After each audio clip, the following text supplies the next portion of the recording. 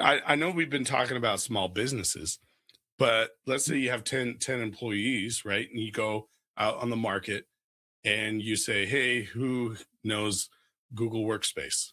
Do you know Google Workspace? Yeah, I worked with it on this company and this company and this company, right? Mhm. No, they come to your company and you say, hey, we built this internal tool. You're going to have to learn how to use it. Let's go through like a couple of weeks of training to teach you how to use this customized tool that you've never heard of before.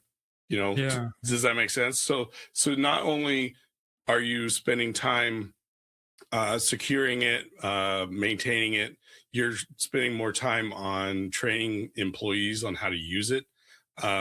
Is it even like user friendly? A SaaS company Mhm.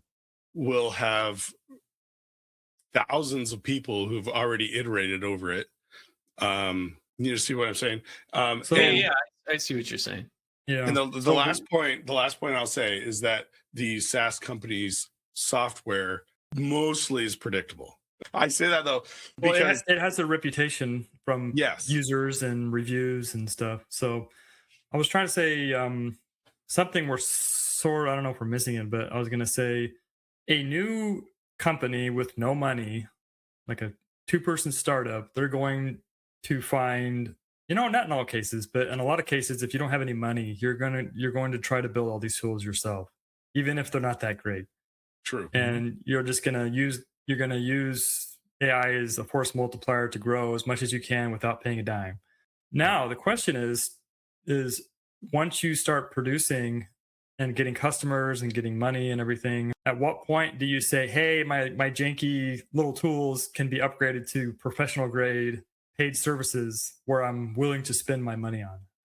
And then you evolve past that to where your business is established and running really well, like a large company, you may compartmentalize and start looking for efficiencies to cut off little things here and there to save you money.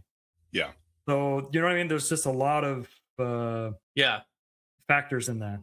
I think it depends on where you are in your journey on your business, Right. right? And what your Because specialties are. Because I don't yeah, think Yeah. there's any one business owner that's special at everything. No. no, and they usually have a skill set and they're better at that one skill set compared to the other thing. Like you can have a business owner who is trying to run a business and they're good at the idea, but they're terrible at running a business, right? And so there's just different parts in the journey.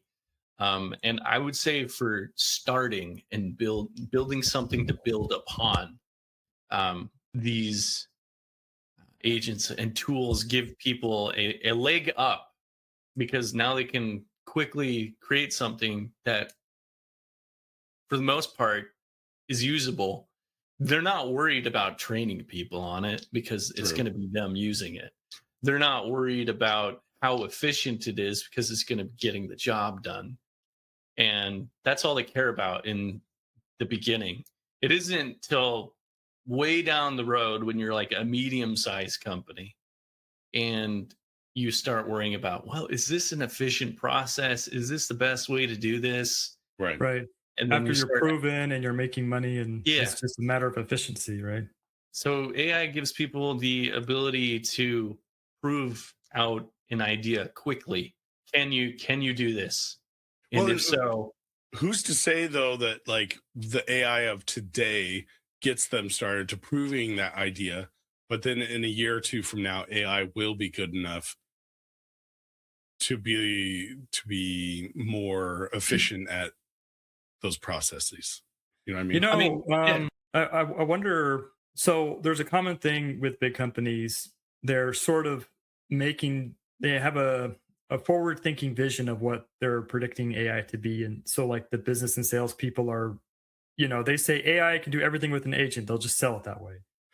So, like you're saying, AI advancing, do oh you no, Drew, plan? Do it you looks like it plan looks like you were for? boring the Phil. He was yawning at you.